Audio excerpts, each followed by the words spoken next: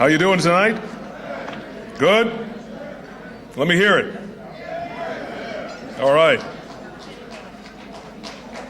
Looks like we're ready to start. Okay. Good evening, ladies and gentlemen. Good evening. How you doing?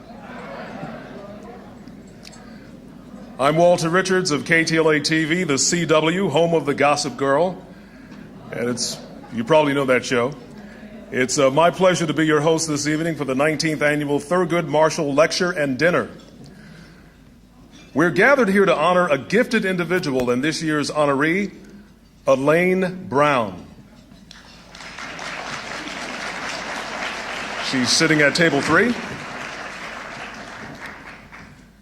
And I would like to introduce you to a friend and former director of the Center for African American Studies.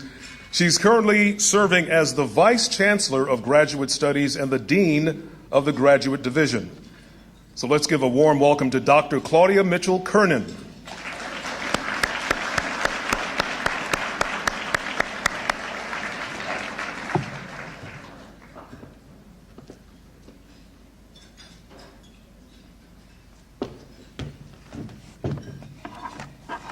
Good evening. It is my very great pleasure to welcome distinguished guests and members of the UCLA community this evening. I've made it my task in recent years to tell those who gather for the Thurgood Marshall Lecture on Law and Human Rights a little bit about how the series came to be and why the event has sustained itself for almost 2 decades, growing into a very valued tradition of the UCLA campus. In 1987, Justice Marshall was still sitting on the Supreme Court, and I was director of what was then referred to as the Center for African-American Studies, Afro-American Studies, now the Bunche Center. At this time, Professor Henry McGee, a member of our law school faculty, came to me with a concern about the legendary jurist's legacy. Then and now, Justice Marshall was a symbol of the great 20th century struggle to use the judicial system in the battle for civil rights, to turn the system of oppression into a mechanism of liberation. Although he would not retire until 1991, his major professional accomplishments were already the stuff of history books. Indeed, the period when the courts were making courageous decisions championing civil rights had actually ended, and the social impact of those decisions was being eroded by opposing forces. Even among African Americans, Marshall's strategies, along with the goal of integration, had begun to lose its luster. McGee shared his concern that the significance of Marshall's achievements might be forgotten with time. While his strategies seemed to be losing their power, we reasoned that the brilliance and passion and persistence of his struggle would always remain relevant. Professor McGee and I thought it was important to establish an annual occasion when Thurgood Marshall's dedication to a vision of equality for all Americans would be recalled and would be honored. The result was this lecture series bearing Marshall's name, now almost 20 years old. A lot has changed in those 2 decades. Sadly, the courts have not returned to their role in the Marshall era as path breakers on the long road to equity for all Americans. We have learned that the legal tide runs in both directions. For many years now, it has been running against the forces of inclusion and equity, but it is possible it may turn again. There are some signs of hope, and perhaps encouraging, that in the presidential campaign that declares itself to be powered by hope. Now, this is not an evening for presidential politics, and that's not why I'm here. But I think my observations nonetheless have relevance regardless of who may be elected in November. It has seemed to me that Barack Obama and his campaign have a significance beyond politics, as a barometer that indicates a climate change in American race relations.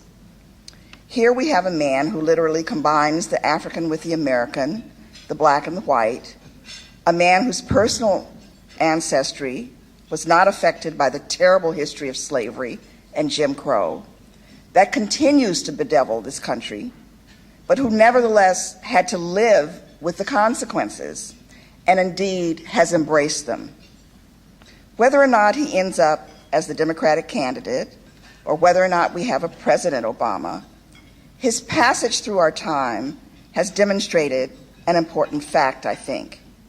Something has changed in America when a black man can gather contributions from 1,300,000 people, and more are contributing each day, when he has raised more money and outspent the Clintons, who are absolutely legendary in their fundraising prowess.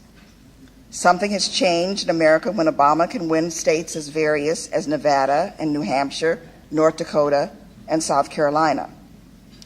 And something has changed, I think, when his message resonates with people from such diverse backgrounds. Seeing how people are drawn to him, I hear at least a whisper of another voice. And I wonder if we have reached the day, at least in some places, where an individual can actually be judged not by the color of his skin, but by the content of his character. Another indicator of change in America is represented by the woman we honor here tonight. Elaine Brown's career as an activist began with the Black Panther Party, a name associated with the 60s and 70s with fear and with violence. Now word of the party's good deeds and bold vision are finally reaching a larger audience. Huey P. Newton's name has been given to a foundation dedicated to research about the party he founded, and the archives are kept at Stanford University. This indeed is change. This too represents a sea change for an organization being the focus of the infamous COINTELPRO and the slaughter of Fred Hampton in Chicago in 1969.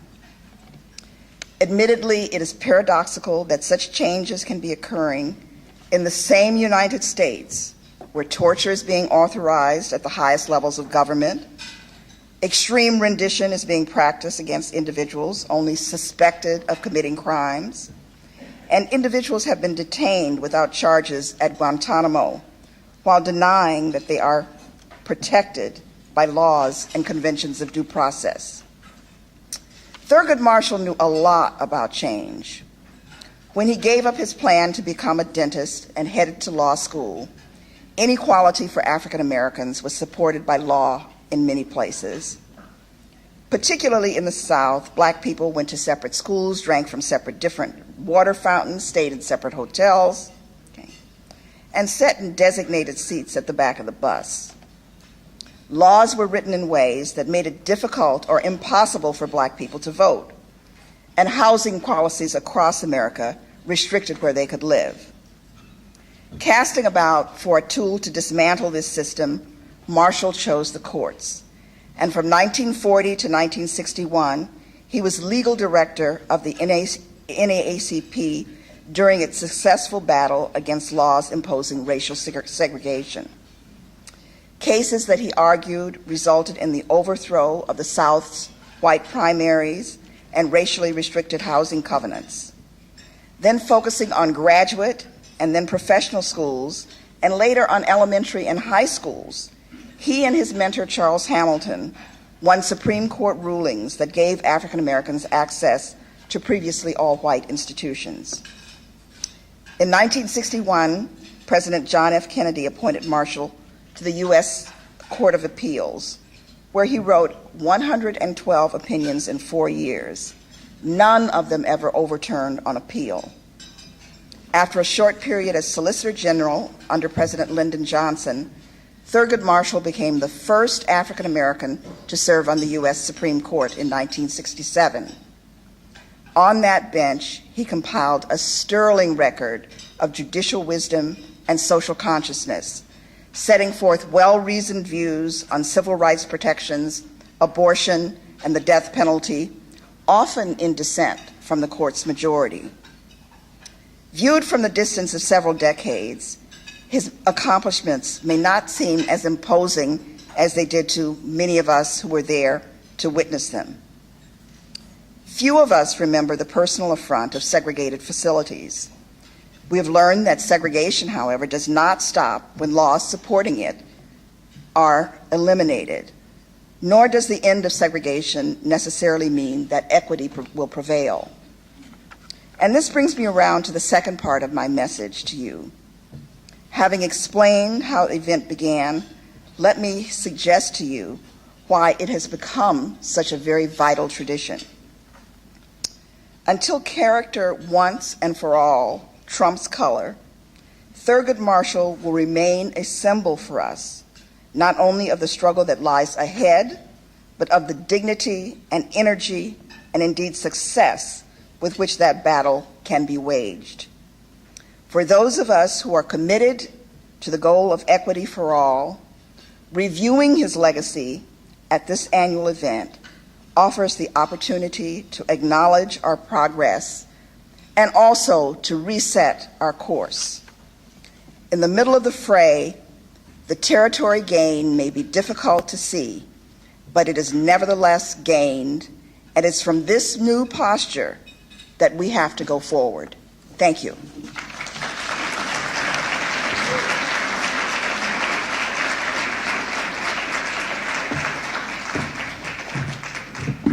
Vice Chancellor Claudia Mitchell-Kernan, please give her another hand.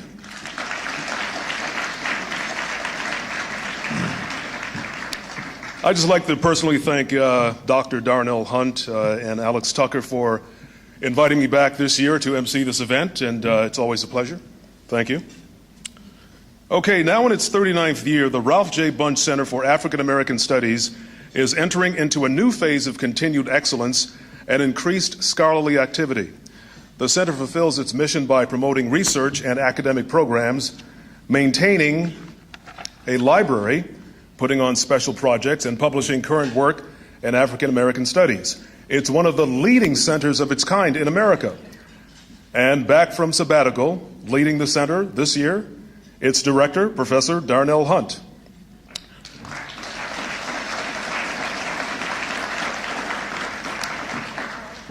Now, Darnell Hunt is a professor of sociology at UCLA. Dr. Hunt has written extensively on race and media, including 3 books, Screening the Los Angeles Riots, Race, Seeing, and Resistance, and O.J. Simpson, Facts and Fictions, New Rituals in the Construction of Reality, both from Cambridge University Press.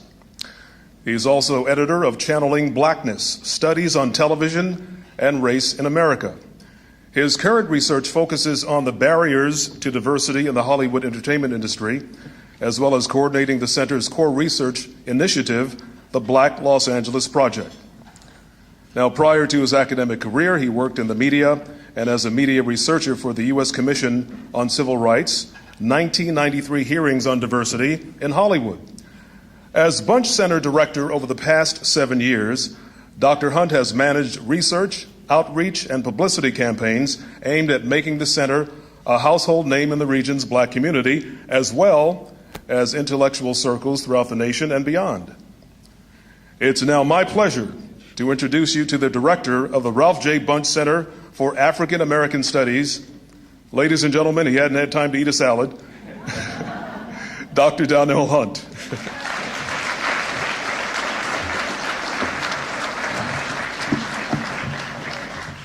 Thank you, Walter, for that introduction. I have Richard on my mind here.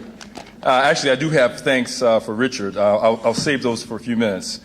Good evening, everyone. I'm pleased on behalf of the Bunche Center faculty and staff to welcome you to the 19th Thurgood Marshall Lecture and Dinner.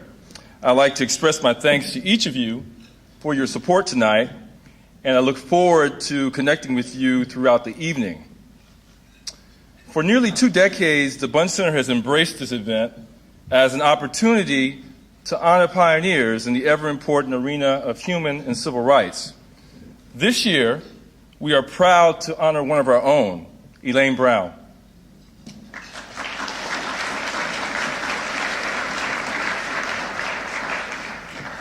As a UCLA student in 1969, Ms. Brown was present at the infamous Campbell Hall shootings.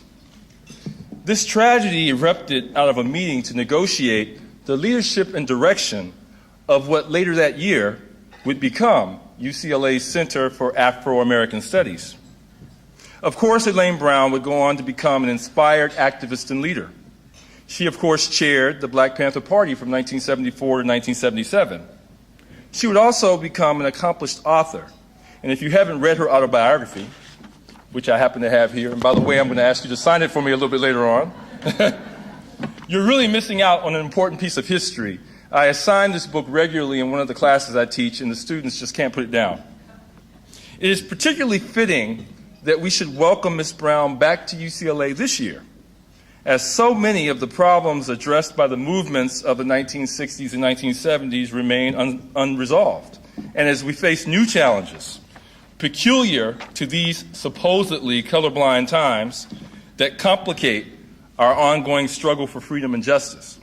I am sure that Ms. Brown will provoke us in her talk to redouble our efforts. In fact, I was present at her noontime talk, and if that's any indication, I'm sure we're in for a treat here this evening. So we are pleased to recognize her tonight as the 2008 Thurgood Marshall honoree and lecturer. Now I'd like to take just a few moments to recognize some special individuals in attendance this evening. First, I'd like to recognize all of the prospective and current UCLA students who are in attendance. Could you please stand?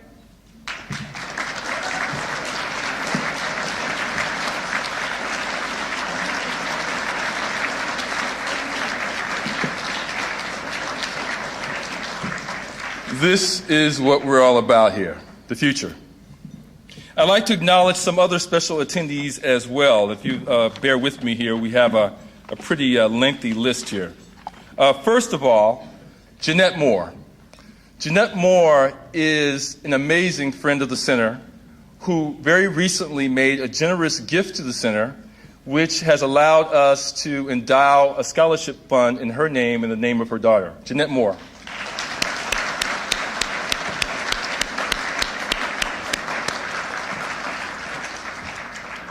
We also have Dr. Derek Marshall, nephew of Supreme Court Justice Thurgood Marshall.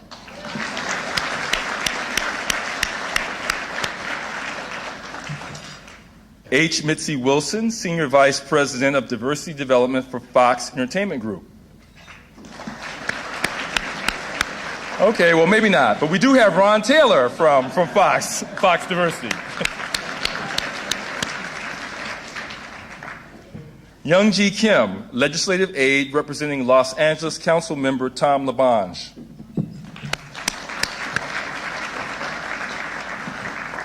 Reynaldo Macias, Dean, UCLA Social Sciences Division.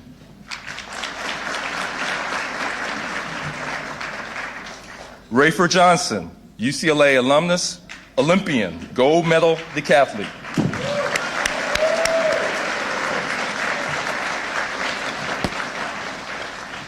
Yanina Montero, Vice Chancellor, UCLA Office of Student Affairs.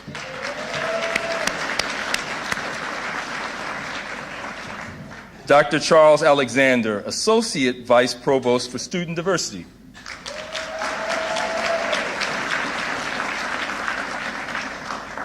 We have former Bunche Center directors, Bob Singleton, the very first director,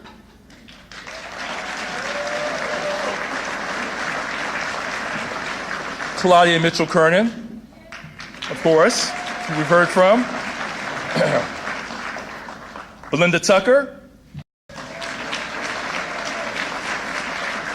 and of course, Richard Yarborough. This is why I had Richard on my mind. Richard graciously resumed the helm last year of the Bunche Center when I took my much-needed sabbatical. And I just wanted to take this opportunity to publicly thank you, Richard, for doing that, and I knew that things were in good hands.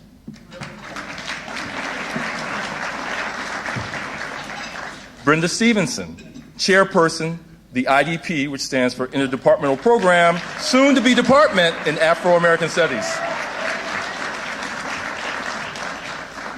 We also have a delegation from Brazil with us tonight who are here in the United States to learn about race relations in the U.S. You know, of course, they're dealing with this experiment in affirmative action in Brazil, so there's some interesting lessons to be learned in both directions. We have Matilda Ribeiro, former Minister for Racial Equality, appointed by the President of Brazil, and she was the first. We also have Carlos Medeiros. He's a journalist, Air Force colonel, activist, and currently pursuing a PhD.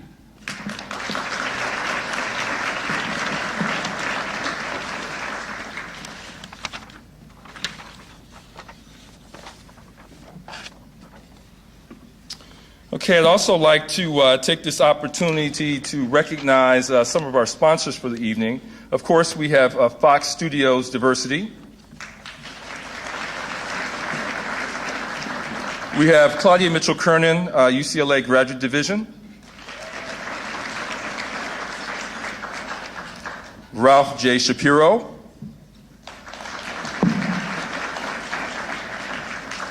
Rosina Becerra, UCLA Faculty Diversity.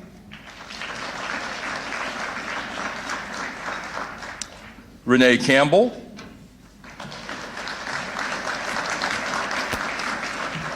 Carolyn Carlberg. Franklin D. Gilliam, UCLA Community Partnerships. Reynaldo Macias, UCLA Social Sciences Division. Yanina Montero, UCLA Student Affairs. Keith Parker, UCLA Government and Community Relations. Rita Rothman.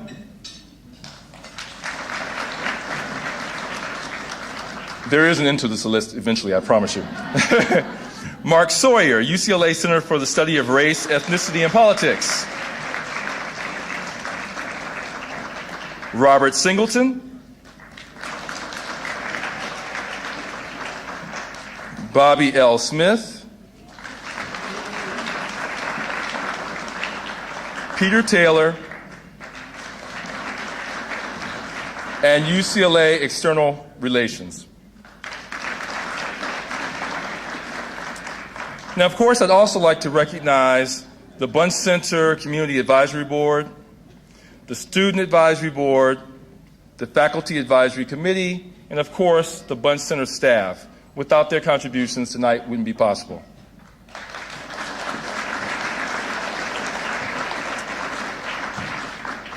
Now it's my great pleasure to introduce a brief video about the Bunche Center and our upcoming 40th anniversary, which rapidly approaches. Enjoy.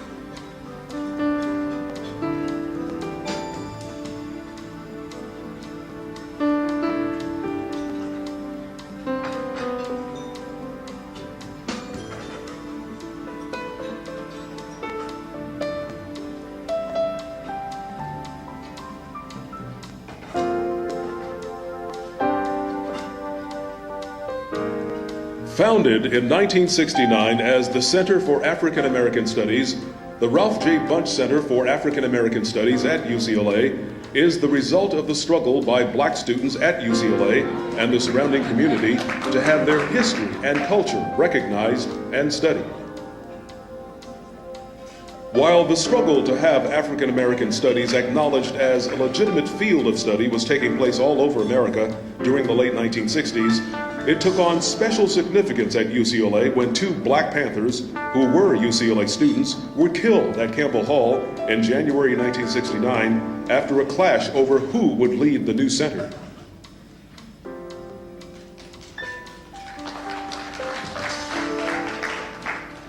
The center was established as an organized research unit of the University of California with the mission to develop and strengthen the field of African American studies at UCLA and beyond.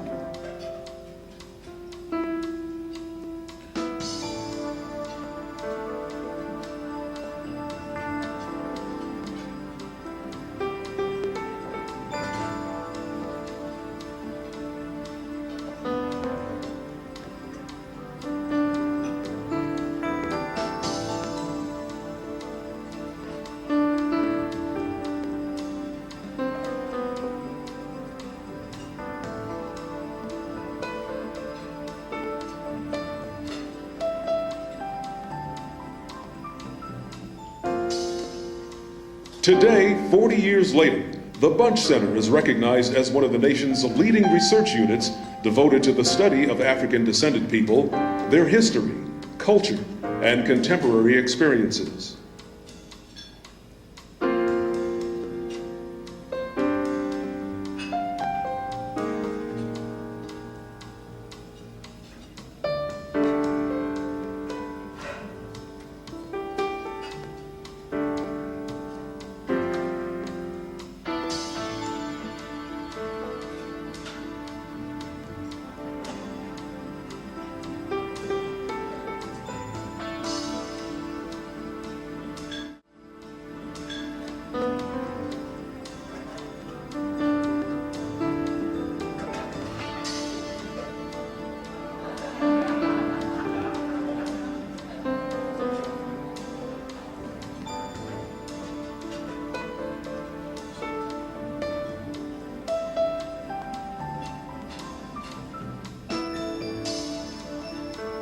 Please join us as we celebrate 40 years of the Center's contributions to African American studies, and as we look forward to the next 40.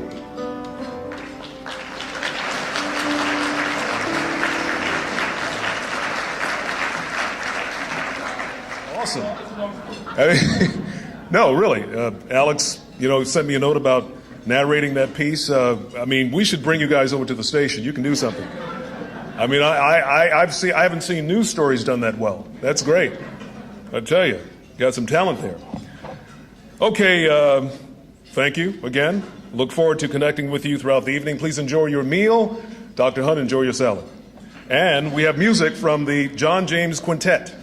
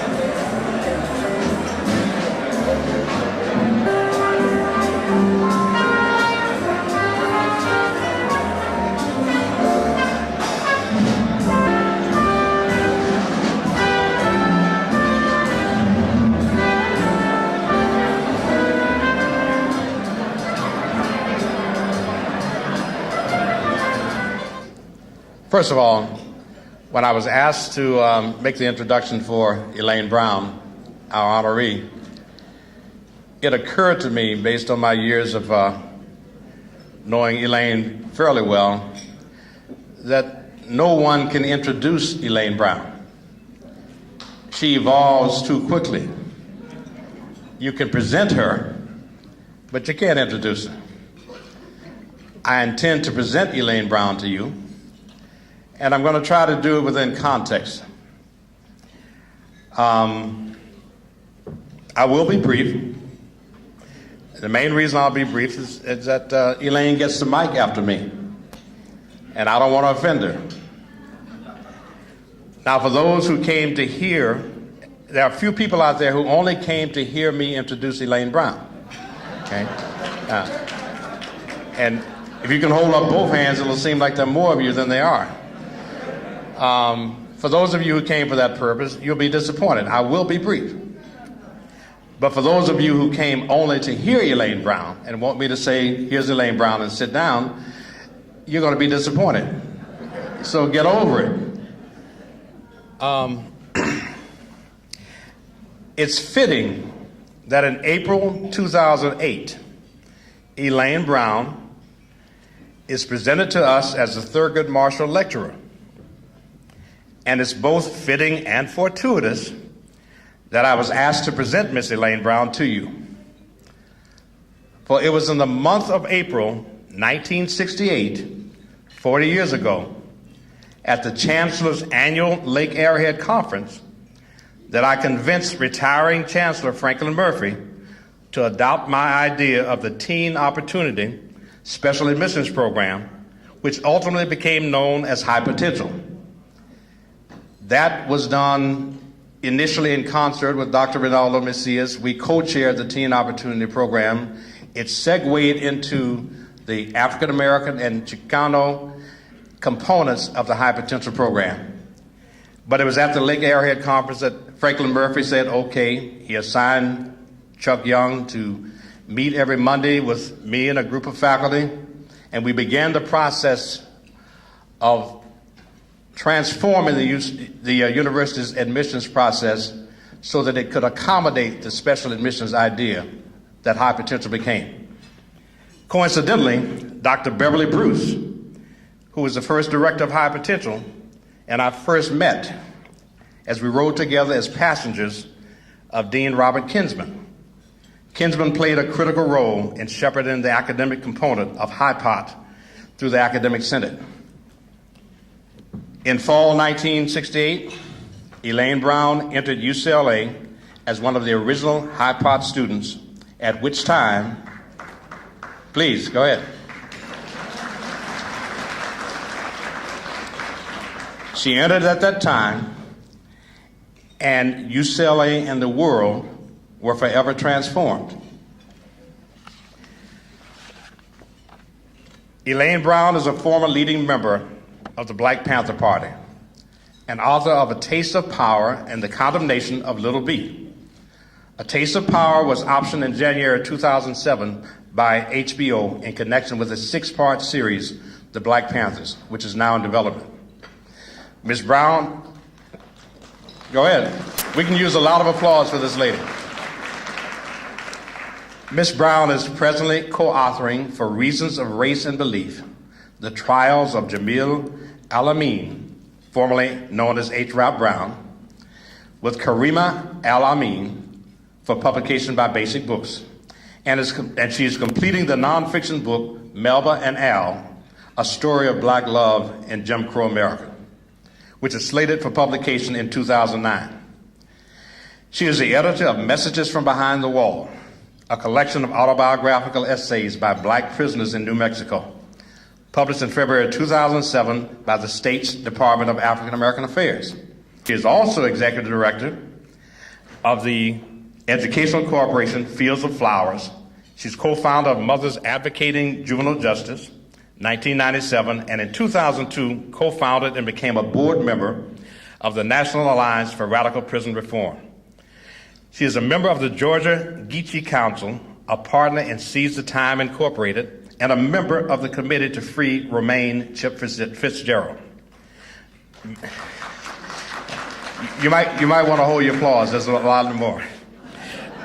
Ms. Brown, who studied classical piano, has recorded 2 album songs, one for Motown, Until We're Free, and her 1969 album, Seize the Time, which includes The Meeting, officially known as the Black Panther Party National Anthem, which was released as a CD in January 2007 by Warner Brothers. Ms. Brown grew up in the ghettos of North Philadelphia and is the mother of one adult daughter, Erica Abrams. She has attended Temple University, UCLA, Mills College, and Southwestern University School of Law. Her papers have been acquired by Emory University. At this time, I present to you organizer, teacher, ambassador, agitator, and ultimately peacemaker, and the person who has made pronunciation of the word Negro into a complete art form, our sister, Elaine Brown.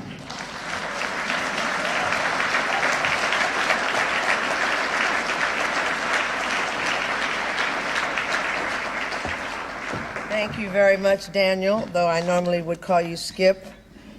I want to thank Dr. Darnell Hunt and certainly everyone at the Bunche Center for allowing me this opportunity to participate in this important forum. And I particularly want to make note that I think that what is happening here, that you are holding fast to the spirit of Justice Marshall in his effort to guarantee a meaningful education to black students. That being said, I want to say that one of the things I thought about as to what I would say here tonight is I was reminded, you know how black folks have to remember a song is always going to remind us of something, and I thought of a song that I had heard recently. Mahalia Jackson sung it, many people, I know it was the blood, you know. I know it was the blood. I know it was the blood for me. And I'm going to talk a little bit about that, what that means. In connection with that comment, I recently met a man, a black man. I was speaking somewhere in Florida, and this was a brother pretty much decked out in a lot of kente cloth and kufis and whatever he had on. Anyway, you get the picture. And he said, and we were having a debate about, prominent black people, and he was saying, this is a good brother, good sister. And I'm like, well, these people haven't really kept up with the agenda that we had in mind. And he said, well, at least they're black and so forth. And there was a whole conversation about who was black and who wasn't black and all of this sort of thing. And finally, he said to me that he thought, I said, well, you're saying something like you would rather have a black overseer than a white one. And he said, well, I would. And I said, well, that's a deep point because, see, I was seeking freedom. You're trying to get a job on the plantation. And I find that to be very strange when you want to get a job on the plantation. Somewhere in the night of time, I think we've lost the thread of community and why we all came together and some of the things that brought us here in the first place.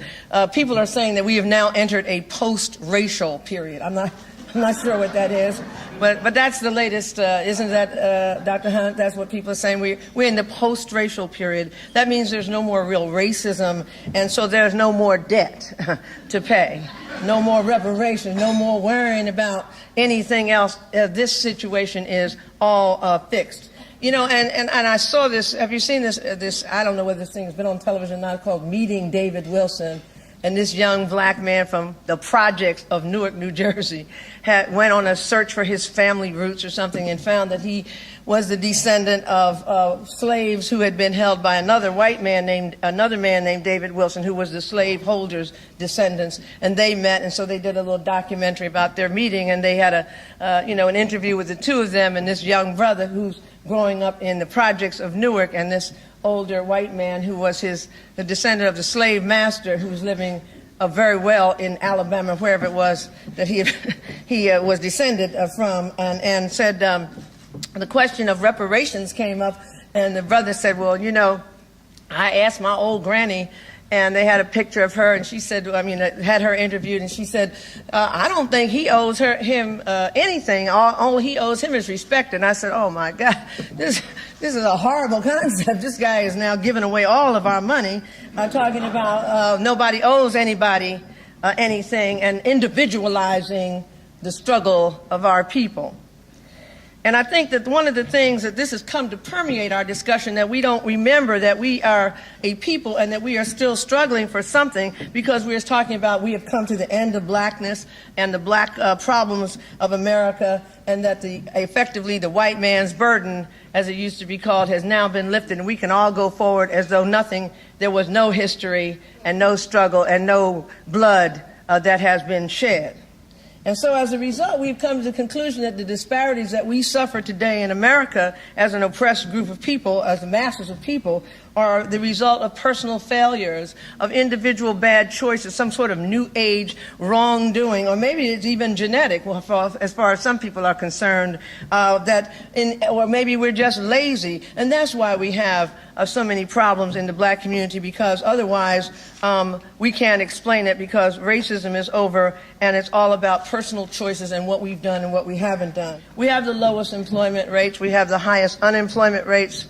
We have high infant mortality rate, the same as it was when Dr. King talked about in 1968, double that of white children. We have the highest maternal mortality rates, highest cancer death rates from breast cancer, cervical cancer, black men dying of prostate cancer at the highest rate, not only in America but in the world. Must be something wrong with black men. Maybe they made some bad food choices, and that's why they're dying so much of prostate cancer, because it's all about individual choices and how I made mine and so forth. We have 65%, of course, of women and children with AIDS are black. We have the highest homelessness rate, the lowest education levels. But the more interesting one for a lot of people that I like to remind people of is that less than 1% of all business revenues in the United States of America are from black-owned businesses, less than 1%.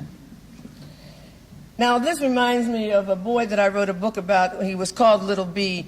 In 1997 in Atlanta, this kid was put on the cover of the Atlanta Journal-Constitution, and it said, "This thug is charged with killing a good black father."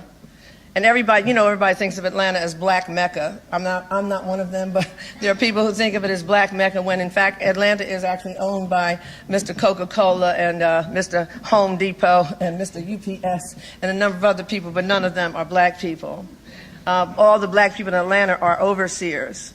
And so, well, that's the reality. We have a black mayor, we have a black police chief, a black sheriff. Well, we had one black sheriff, and he killed the other black sheriff. And he's now, well, everybody knows that story, don't you? The Sidney Dorsey story.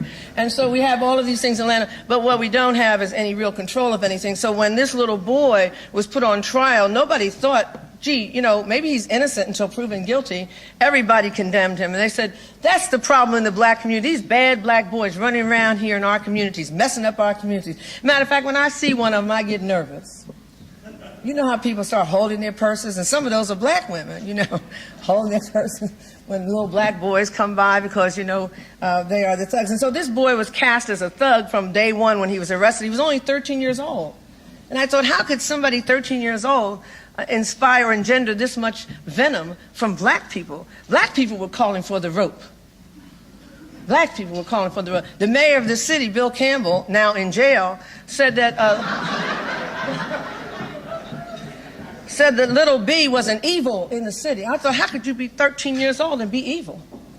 How could anyone condemn a child at this level? And yet, there it was. And it resonated in many other places. We see black academics who are running around talking about there are two nations of black America. We have Dr. Gates talking about these brothers in the hood are like Martians to me.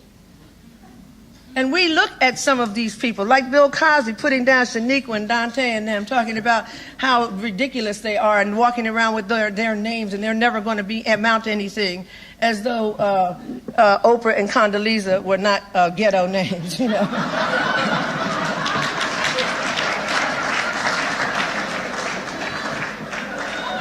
We have sociologists like William Julius Wilson talking about the problem of black people is that we don't want to work. He must have forgotten about those 250 years that we spent working for free and all the work that everybody in my family had 2 and 3 jobs. I don't know who he's talking about, who's not. Work organizes us, and that the real problem we're faced with is that we're not organized around getting up in the morning and going to work. Bill Cosby's condemnations and so forth. We have returned to the notion of the talented 10th, and even Du Bois gave that notion up, but we are back there somehow talking about how we are the ones who have been privileged and we've gotten somewhere, and these other people, these little B's, these bad boys in the hood, they're not really doing the work. They're lazy. Their mothers are on crack. His mother was on crack. And his father was on heroin and died of AIDS. And what are we going to do with him? Kill him because we don't like his parents and we want to pretend that his parents made bad choices and that nothing else actually happened? We have gotten to a point where we have whitewashed the truth that it was the blood that brought us here. You didn't get here because we were really, really smart. We have people like Condoleezza Rice who opposed affirmative action when she was the provost at Stanford University, and yet she came into Stanford University on an affirmative action program as a professor. You have Clarence Thomas, who went to Holy Cross on a King Scholarship and has almost destroyed the whole notion of workers' rights and employment and equal opportunity. We have Wardell Connerly. Don't forget that is his name. It's not Ward, it's Wardell. Wardell Connerly and Connerly Associates got all of their money by referring to himself as a minority-owned business and getting Pete Wilson to give him money as a minority-owned business, and now advocating the end of affirmative action. So we have got back to who we have always been and begin to understand that we did get here from some way, and it wasn't because we're all really smart and we're the ones who realize, though nobody else was ever smart before us or ever did any work and ever did anything. We have actually, many of us blacks have become advocates for what I call new age racism. And what I mean by that is that instead of saying there's actually racism in America, we say that this is a sort of new age choice, and that this notion that so many black people are living in such desperate and disparate ways in America, that we say that it's something about personal choice, and that they've done some bad choices and we worked hard and we're the ones who really did well, and so forth. And I think I peg this to Bill Clinton. That would be Hillary's husband. And the reason that I peg it to him, because in 1993, Bill Clinton stood in the pulpit where Dr. King gave his last great speech, when he talked about in Memphis, Tennessee that night before he was assassinated. And Dr. King said, I'm not fearing any man tonight. I've been to the mountaintop, seen the other side. No, we're going to get there. Might not get there with you, but we as a people will get there. And we all love that last moment, and Dr. King's voice so powerful and so wonderful. And I want to just make note here, because there's this notion that the Black Panthers were these violent people and Dr. King was nonviolent, and that we didn't like him. He was as much of our hero as Malcolm X. We love Dr. King, and many of us still do see him as a hero and also as a revolutionary, and not some two-dimensional person that has been reinvented over the years as somebody who was not a serious struggle fighter for the liberation of all oppressed people. And Bill Clinton said, thank you. And Bill Clinton had this incredible statement. He said, I look out at you, he's talking to all these black people, look at the church. I look out at you and I think to myself, what would Martin say if he were alive today? Which I thought was kind of an arrogant reference to Dr. King. But in any case, coming from somebody out of Arkansas especially, we should have known there was a problem when we knew where he came from, Just a few miles from Little Rock should have given us the tip-off. But in any case, here was Bill Clinton saying that I would imagine Dr. King, Martin Luther King, standing next to me, and if I were to ask him, what would Martin say if he were to look out at the black community today in November of 1993, 1 year after Clinton was elected? He said, I think Martin would say that I died for your freedom, but look what you've done with it. And black people started saying, oh, this is terrible. You're right, Master Clinton. We messed up freedom. And I was trying to wonder when it was that we had been free between April of 1968 and November of 1993, because I must have slept through it, because I remember being in the Black Panther Party from April of 68 until 1978 and thinking that I was fighting for freedom. And I remember when Dr. King, before he died, he said that we weren't free. And if I didn't know we weren't free, he was telling us that we were going to Washington to cash our check, get our reparations, get some redistribution of wealth, get some medical care, and so forth and so on. But we've forgotten that. He said, what would Martin Luther King say? He said, look at all this black on black crime. Because there's this notion that the white man doesn't kill you, now you're killing each other. And so we start getting mad at each other. He said, that you're right about that, forgetting that most crime in America is actually white on white crime.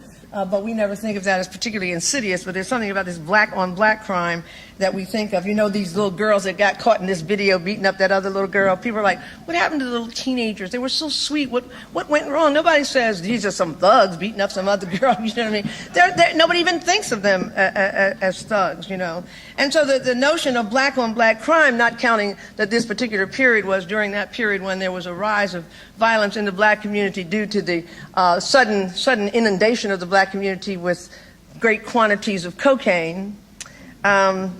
And we don't know how that got here, but we do know we haven't had a ship since Marcus Garvey, and that Black Star Line never really sailed, you know. And then he said the problem was the breakdown of the black family. And I was thinking to myself, well, gee, that probably happened somewhere in the 1600s when we started being piled onto those ships and taken from the continent and taken from our mothers and fathers and our history and so forth and so on. And then he said, and this was the other big one, and what about those unwed teen mothers, those bad girls laying up, having all those babies, not even caring about themselves and messing up the black community by having unwed children. As a product of an unwed mother, you know, I took offense at that as just a child. I mean, it's like I used to be called illegitimate, and I often wondered what made me illegitimate or a bastard and all that other stuff. But the irony of that statement, of course, is that the highest number of teen pregnancies in America, the highest percentage came in the 1950s, not in the 1990s. But we don't let facts get in our way because we don't want to like that sister in the hood. She's like a Martian to us. Clinton suggested that there was nothing wrong, therefore, with America. Something wrong with you. Having all these babies out of wedlock, killing each other, and I'm going to help you. And what I'm going to help you do is I'm going to help you to stop all that crime in the hood. I'm going to give you the 3 strikes crime bill. And everybody went for a lot of the Congressional Black Caucus, led by Kwesi Mfume, who was then the president, chair of the Congressional Black Caucus. But for the Black Caucus, that bill wouldn't have passed. And so that criminalized a lot of people. And as we well know, here in the state of California, this burgeoning population of prisoners, doubling that, and 50%, of course, are black, mostly black men. That's the result of the 3 strikes crime bill. And we went for that because we said, he's right, we need to fix ourselves. Something is wrong with us. And then there was that Shaniqua having all those babies. He said, well, I'm going to help her too. I'm going to give you the welfare reform bill. We're not paying anymore for those out of wedlock little children that she's laying up having all the time, and so forth and so on. But the fact was that Martin Luther King would have never said that. Martin Luther King loved people. He didn't condemn black people and poor people. He didn't hate Shaniqua, and he didn't hate Dante, and he didn't hate Little B. And he, even though he was a graduate of Morehouse, which he entered at 16 years old, and he could have gone off into the sunset like a whole lot of preachers and just gotten his little church, he made a choice to work for his people and see himself as a part of a community of people and to devote his life to that. He would not have condemned the poor because we know that he was assassinated while organizing the Poor People's Campaign, don't we? So Martin Luther King wouldn't have condemned the poor and said, further criminalized poor women when we know that the poor of the country and of the world are women and their children. He would have never said that. So this theme about something being wrong with black people had become dominant, and that was sort of bolstered by the 1994 hotly published book called The Bell Curve. Remember that one? And all the academics and Negroes were arguing over whether or not it was a culturally biased test, because the basis for the bell curve was that there was some inherent genetic inferiority, intellectual inferiority among blacks, which could be proven by the fact that blacks did not pass the SAT at the same rate as whites, which I found to be phenomenal even before Dr. Richard Atkinson debunked that theory, the former president, of course, of the University of California.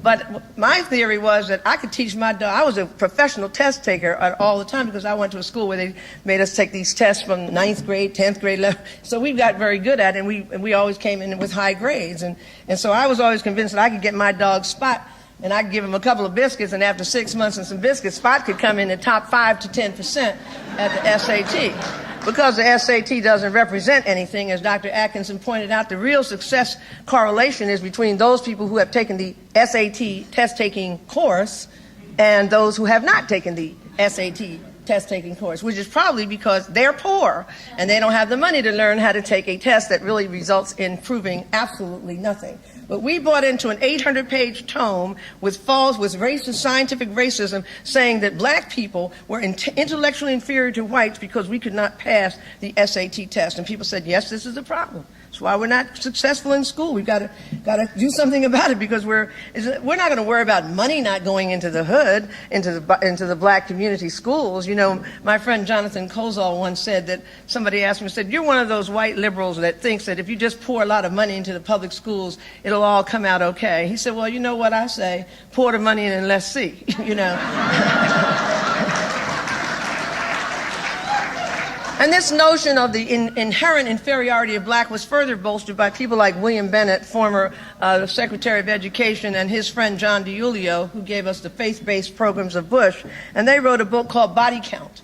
And they talked about the coming of the super predator, who was younger and younger and black and male and living in urban America, and that they were coming, and that the number of people murdered in America was going to rise at numbers that nobody could imagine. And DiIulio even wrote an article called My Black Crime Problem and Ours. And I'd just like to read you one little sentence from it. He says, my black crime problem and ours is that for most Americans, especially for average white Americans, the distance is not merely great, meaning in terms of people committing crimes, but almost unfathomable. The fear is enormous and largely justifiable. And the black kids who inspire this fear seem not merely unrecognizable, but alien. And so as a result, we have bills and laws coming out of the Three Strikes program where we are the only country in the world who will put children in prison with adults and condemn them to forever in life in prison and say they committed men's crimes and women's crimes. They're adults, so they should do adult time, as though we forgot about who our own children. And we, black people especially, we have let our children be put into these prisons like the little bees and said that's all right because these are some bad boys and that's where they deserve to be.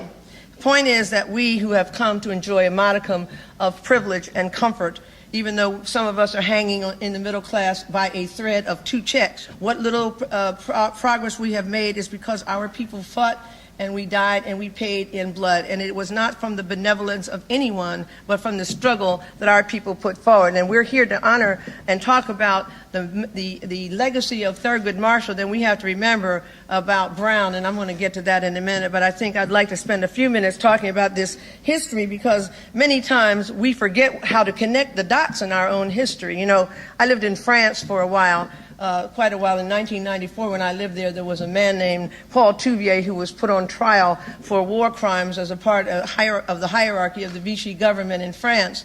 And Paul Touvier, the French, who were always conflicted about what their real role was with respect to the German invasion and Nazi occupation of France, the French did not want to have Paul Touvier's trial because they said, Paul Touvier is 90 years old now. He's old. You know, the war is over. Can't we just turn the page of history? You know how people say that today. Just turn the page. Just act like there's no history. You know, so we just start all over again. Like none of this stuff really counted. And the French prosecutor said something I really loved. He said, yes, we must turn the page of history, but before we turn it, we have to write the page of history. And so we have to acknowledge what has gone on in this country, not to try to pretend that nothing has happened and we all got here by bad choices and good choices, that there's something systemic going on here. And so in our case, in the case of black people, we have to remember that young people were ripped from the continent of Africa and enslaved. We did not come here as some immigrant group looking for religious freedom and a better life. We came here in a bloody crossing where millions of people were died crossing the burning sands and dying in the hold and finally dying on the ships. And so those of us whose ancestors arrived on these shores were some pretty strong people who had survived a lot and come through the slave trade and come to the other side here, generation upon generation enslaved, starting in Jamestown after all the Powhatan Confederacy was wiped out to create the state of Virginia. You had the beginning of the slave trade and the beginning of slavery in the United States. Our children were brutalized. Our women raped, our men beaten to build up the rice plantations of South Carolina and the cotton fields of Georgia. We have to remember that because if we don't, we try to pretend that they had something to do with some choices that we have made in the year 2008 as though none of this stuff ever happened. We have to remember that in 1776, this country was founded as a slave-holding nation, and that the only thing the biggest crime a black person could do would be to try to be free in the United States of America where all men were created equal. And when Thomas Jefferson in Notes on the State of Virginia said, there's a reason why we can say all men are created equal, but we don't include the blacks, because there is a difference of color. They have this immovable veil of black. It's distasteful and not beautiful like the skin of white people.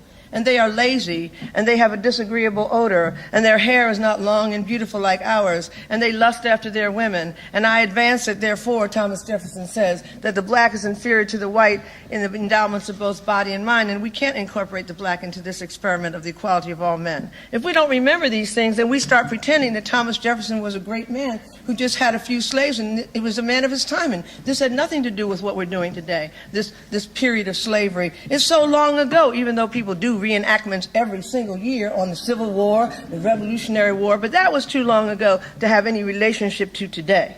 1861, the South Carolina rice planters were some of the richest men in the world, and the cotton crop of Georgia of the South was 57% of all of the U.S. exports of this country. 57%, and you know who was in those rice paddies and in those cotton fields.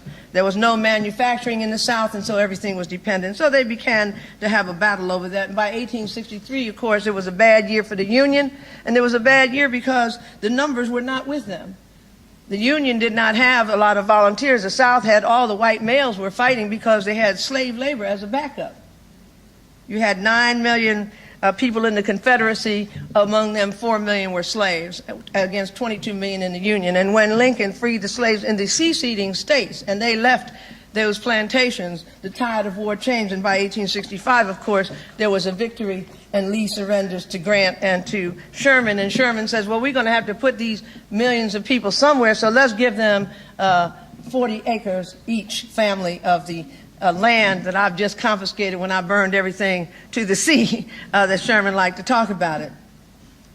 And all those years before, black people fought all those years to be free. You know, we know about all the rebellions and so forth. And when Field Order Number 15 was passed, by the time it was passed, it never got very far because within a year, Andrew Johnson had rescinded it and threatened everybody that thought they were going to get 40 acres. And black folks still running around here talking about, I would like to get 40 acres, and plus looking for a mule.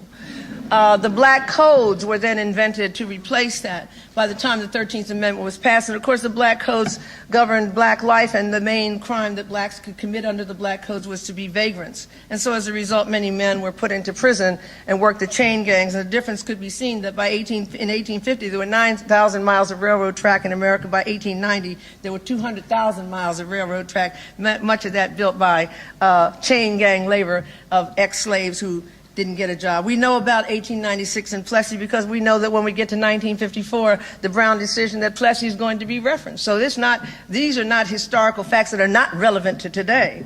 And people fought from trying to overcome Plessy. Booker T. Washington said, I'm not trying to integrate. I'm ready to get some money and do something independent. And money was poured into the Tuskegee machine. And we had the rise of NAACP. We had the rise of Marcus Garvey talking about economic independence, movements to don't buy where you can't work.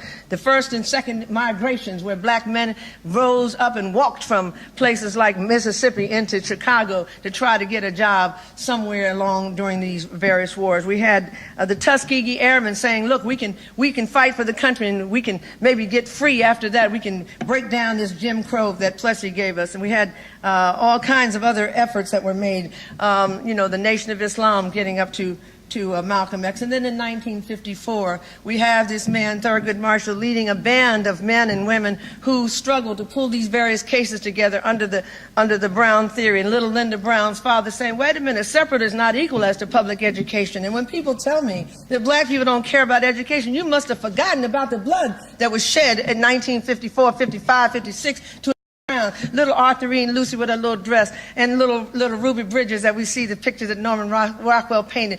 Mama had to wring the spit out of the dress, sending her child to school, thinking if I get an education, maybe I'll be free in 1954. And we pretend that people don't care about education. Have we forgotten everything?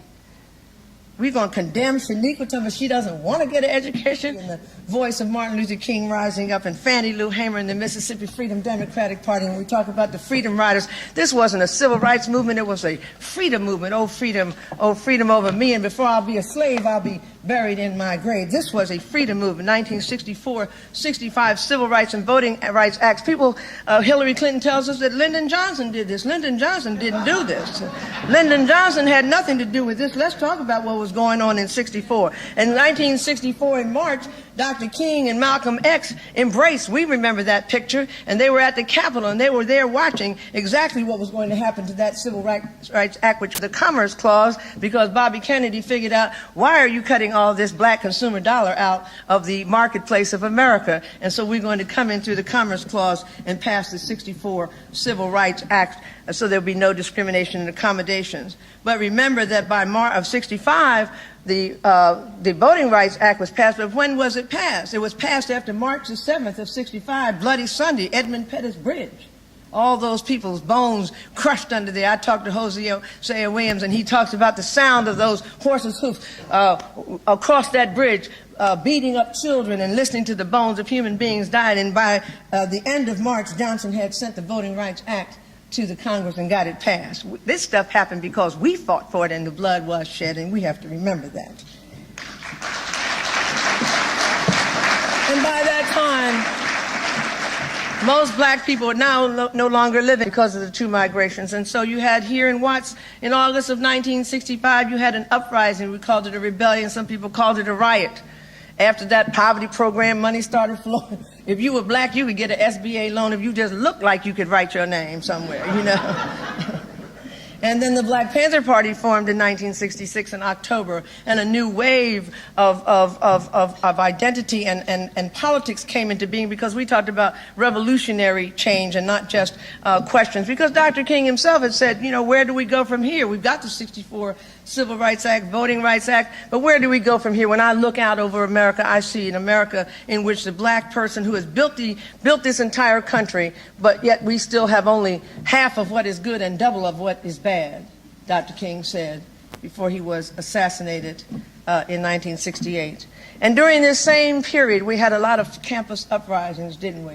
And in San Francisco, there was a huge uprising going on in San Francisco State over development of a Black Studies program. Matter of fact, they've got Dr. Nathan Hare to be the head of that program, and that was by protest. People sat in, marched, sat out, and eventually even some teachers began to join in this. And by November of 1968, they had to call the police in. You remember Hayakawa was running around. There were some of you who might remember this incredible moment at San Francisco State. And so by January the 6th of 1969, 350-some teachers joined with the students, and they marched, and they began to start signing agreements by March of 69 with the BSU. They signed agreements to develop, and the Third World Organization developed an agreement to develop a Black Studies program and put it into print. Their name, George Murray, Bobby Seale was going there. That Black Studies program got put into play. And simultaneously, here at UCLA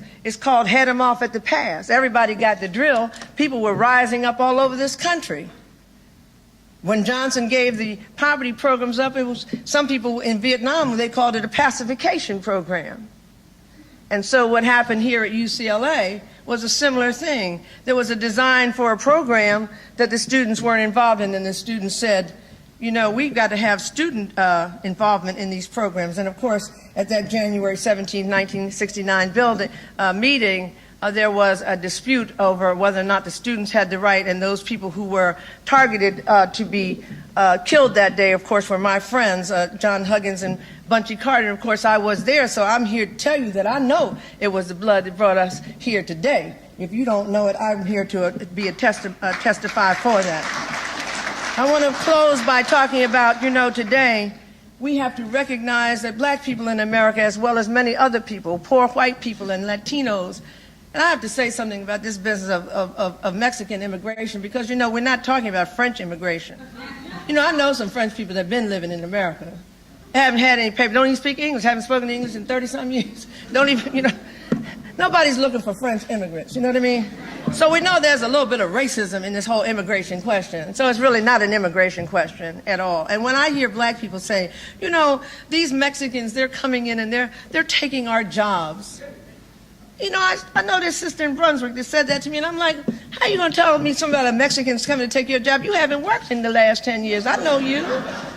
What are you talking about? What happened to us? But what we've done is we've become comfortable, and we've become comfortable in these little teeny things that we've gotten for ourselves, forgetting how we got here and forgetting the collective freedom. We've become comfortable as individuals, forgetting collective freedom and forgetting how we got this far. You know, I was fortunate enough to be on a panel with John Hope Franklin on the occasion of the 50th anniversary of the passage of Brown. And we were in Austin, Texas, and it was incredible because this man is really quite elderly and very, very, very dignified and really quite handsome and striking and, you know, tall and so wonderful. And he says, you know, he described everything they did to get Brown up to the Supreme Court and how Thurgood Marshall was such a hard taskmaster and made that there was no sleeping. They had to work on this project, work on that. Everybody was sweating. Everybody was tired. And it took them all those years, all those months, and to organize all this material. And ultimately, when that decision came down, everybody was cheering and crying. We made it. We did it. We did it. And here he says, here I am, almost 90 years old, John Hope Franklin, standing here to tell you that 50 years later, it's a failure. Now, I heard this from his mouth, and we have to recognize that the reality is American schools have not only become resegregated, but black children are still suffering in ghetto schools, because we do still have ghettos, even though we like to call it the inner city. I visited Monticello one day because I wanted to see it. I was speaking at the University of Virginia, Virginia Tech, whatever it is, it's near there, the Thomas Jefferson School.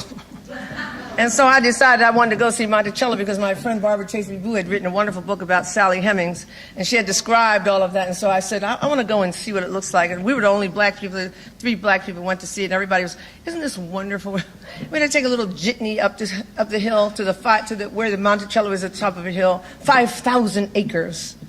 5,000 acres, Monticello. And as I began to go up that hill, you know, I was thinking to myself, well, we're in this little jitney. How hard would it be for a person who had been a slave here to walk up these hills back and forth? You know, my grandmother was from Virginia, and so I started to relate it to a very personal thing, because my grandmother had really big feet. You know how we talk about black folks got big feet? My grandmother really had some big feet. And I was thinking that you had to have big feet to get up those hills and work like that. You know what I mean? That stuff, you know how bodies change by, you know, evolution and so forth and so on. And as we got to the house, and there was this little woman there, and she's telling us Mr. Jefferson invented this and Mr. Jefferson invented that. And we got inside, and there was all of this. And I know that Madison Hemings has been the carpenter that created all this stuff. And I know that the slaves built all this. Thomas Jefferson didn't do anything there. I know who built those bricks and those nails, and I know how that house got built. And as I was standing there, you know, there are people who will tell you that when they go to Goree Island or they go to the continent and they go to some of the slave holds, which they have the nerve enough to call castles, and they have these tremendous spiritual experiences. And I'm not a very spiritual person. I'm not one of these people who thinks, oh, the house is haunted, you know. And I walked in there, and the air started to get thinner and thinner for me, and I could swear that I felt the voices of people saying, remember me, remember me. Because my blood is in this house. This is not Thomas Jefferson's house. This was a house that we built, and built with blood. We are the descendants of those who survived the crossing, those who carried us through the loss of our name, our flag, our country, our song, our language, and our family. We, black people who were brought out of the cotton fields and the rice paddies, who survived, we are the children of those that survived the beatings, the rapes, and the murders, the loss of children, mothers, and brothers, and family, who held on generation upon generation and resisted generation upon generation. We are the children of those who fought and survived the chain gang, the clang, the black codes, Plessy, and the failure of Brown. We are the children of those who defended our people against lynchings, who protested, who resisted, who tried to overcome and did overcome sometimes all that Jim Crow meant, who got beaten down and rose up anyway and uplifted the rest of us. I know it was the blood, and we have to remember that and stop pretending that something is wrong with Janiqua and Dante and those little black children that we don't like sometimes and think they made bad choices. We did not get here on our own. We did not rise up on our own. We have a duty to come on back home. We have a duty to do everything we can to raise up our people and to remember ourselves and to remember that we are still not free, that we are living in the house of our oppressor. We are being educated in his schools, riding on his buses, in his cars, on his airplanes, wearing his clothes, buying his food and his gas and electricity, putting our money in his banks, living under his laws, living in the house of his house that we built with our blood. We have a duty to get out of this house or do something to get rid of this house. But we must never forget that it was the blood that brought us here, and we have a duty to commit our lives and our life's work, like the people that we know before us, like Thurgood Marshall, like Dr. King, and all those unnamed, anonymous heroes and sheroes and people who gave so much. Like I always say, you know, so many people got the people say, oh, we died for the vote. No, we didn't die for the vote. We died to put people in office who were going to take care of business. Fannie Lou Hamer didn't give her eye just for us to vote, but for us to vote for someone who was going to make change in this country and in our lives. So I think that we have to get back to this, and that's the message that I think the legacy of Thurgood Marshall and what has happened at this school and other schools and these Black Studies programs, that we have to continue to commit our life's work until one day we can say, in fact, that we are free at last, free at last. Thank you very much. Thank you. I have a little announcement.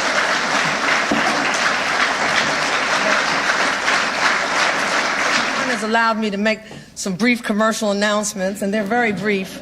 One is that I would like to let you know there was a brother who was in the Black Panther Party in 1969 who was arrested and convicted and sentenced to death, and that got off of death row and is now still languishing in prison for it was an assault involving a policeman. It was the Black Panther Party. It was 1969. He was 19. It's been 38 years. He's done the time. It's over. We want him to get out, and so we have some petitions here, and I hope, where's my little sister, Kendra? And Kendra is with the African Student Union, and she has a petition. And then we also have a petition that some of the African Student Union and the African Men's Collective, and Brother Sekinder is here, and he has a petition. We are trying to rename Campbell Hall after John Huggins and Bunche Carter, who did die there. And if you want to sign these petitions, and thank you very much, and if you want to sign either one, they're available where they are. And then lastly, I would like to remind you from my brother Gregory Everett that on Friday the 25th here at UCLA, I believe it's here at UCLA. Is that right, Gregory? Brother Mentors, Brother Masai Mentors, I think is is it at Campbell Hall? Is that right? Pardon? Founders? Melvin? I can't see.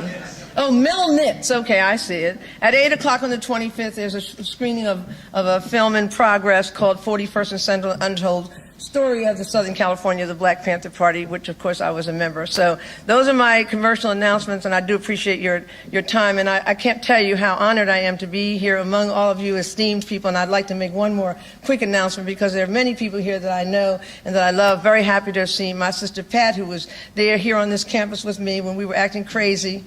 She was. I actually wasn't. But in any case... But I would especially like to acknowledge that my dear friend, Dr. Marie Branch, made me cry because, would you just stand up, Marie? And Marie Branch was one of those few Black medical professionals who would come down into the hood, and she was a professor here at UCLA, were you not? Professor of nursing, and she would come down into the hood 3 or 4 days a week to work at our clinic, which was around 41st and Central. I can't ever remember exactly where it was, and don't even ask me about that clinic. And she would come and do work for us for free. And that's the spirit that I think that I'm talking about, where you can take what you know and give very directly. And this woman was so courageous and so wonderful. And besides that, she was with me when I had my baby, and they didn't allow my daughter's father to come in because we weren't married.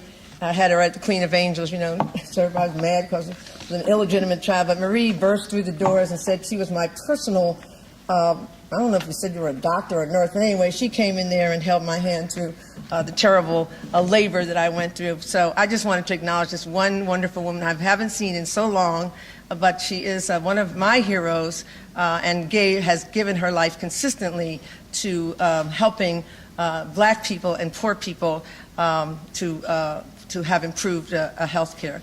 Thank you again, and I hope to be invited to come back and listen to someone else next year. Thank you, particularly Dr. Hunt.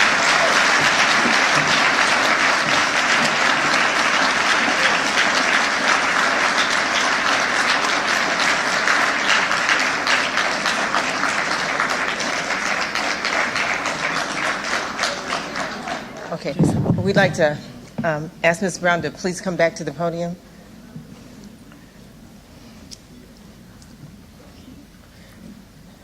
Good evening. My name is Renee Campbell.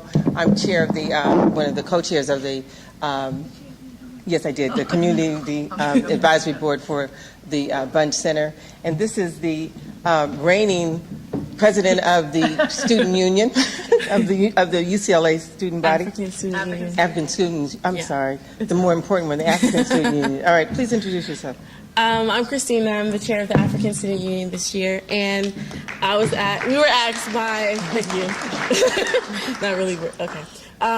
Dr. Hunt asked us to present this plaque to you, Miss Elaine Brown, and it reads, "The Ralph J. Bunche Center for African American Studies at UCLA proudly presents this award to Elaine Brown for her activism and commitment to community service and social change, and for delivering the keynote address for the 19th Annual Thurgood Marshall Lecture on Law and Human Rights, April 17, 2008. Oh, thank you very much. Thank you. I just wanted to say that we really appreciate. Yeah, but she has something else to say. We'll do the pictures first. Okay. Here, come on. Oh, it's really something. Really. That LA Sentinel something else. Thank you. Go ahead. I'm sorry. You want to step down? No, what you saying right here. Okay. No, we just wanted to take a moment to really thank you personally for accepting our invitation. Actually, it was my idea that you come. You know, I was so moved by your remarks. You know, the kids say, you know, keeping it real. You really do keep it real, and you really do Thurgood Marshall's memory proud. Because he worked hard. I'm a lawyer. I feel like I work hard out there in the field. But you are my hero. You're my shiro. I think that you are why we're here today. And we just honor and salute you for coming. Thank you.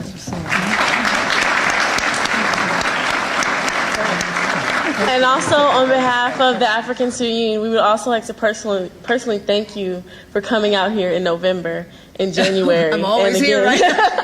And again here today. She's been Miss Elaine Brown's been so instrumental to a lot of the programs that we've held this year as the African Student Union. And she's definitely served as an inspiration and given us some really concrete guidance and some things that we can do. So that's why the things like the petitions are very, very important to us as ASU. And so we just like to really thank you for being that support and that guidance and reconnecting us to our history that we always talk about in this campus. Thank you very much. Is there more? Can I leave now? I just got a note. It says, Here, wait a minute. can I borrow your glasses? No, wait, I'm going to tell you. Wait a minute. Yo, I got you Inside the Panther. Oh, somebody wants to make an announcement here. Okay. All right, here we go. So it's Inside the Panther, an event Tuesday, April 22nd at 6:30 p.m., educating people on the history of the Black Panther Party at Cal State LA, with 3 original members of the party, over 20 members of the Black Riders, and members of the Brown Berets. So this is also an important event. Okay. Yes. Okay, thank you. All right, thank you.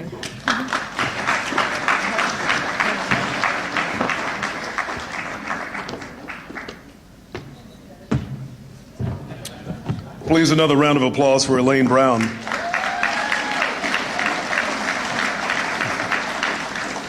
That was a fascinating walk through history. Amazing. Just amazing. I think you're great. Thank you for educating me. I tell you, you know, when you come to these universities, every time I come to UCLA, I always learn something new, and it inspires me as a journalist who sees something new every day to read more and to delve more into history.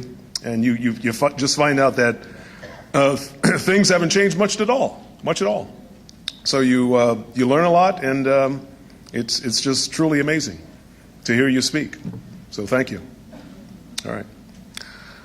Okay, we have one announcement to make. We got another event coming up here, sponsored by the Bunche Center for African American Studies. The Race and Racisms in Another America. Is affirmative action a dangerous import or an antidote to the myth of racial democracy in Brazil? Featuring the 2008 Global Affirmative Action Praxis Project Distinguished Fellows, Matilde Ribeiro, former Minister of Racial Equality of Brazil. She's here tonight. Raise your hand. Okay. There she is. and Carlos Medeiros, scholar and Black movement activist. This event will also feature Dr. Darnell Hunt, who's here tonight with the Bunche Center, Kim Crenshaw, UCLA Law, and Ed Tellis, author of Race in Another America. This event will take place April 21st, 2008 at 4:45 p.m. And there's a reception to follow.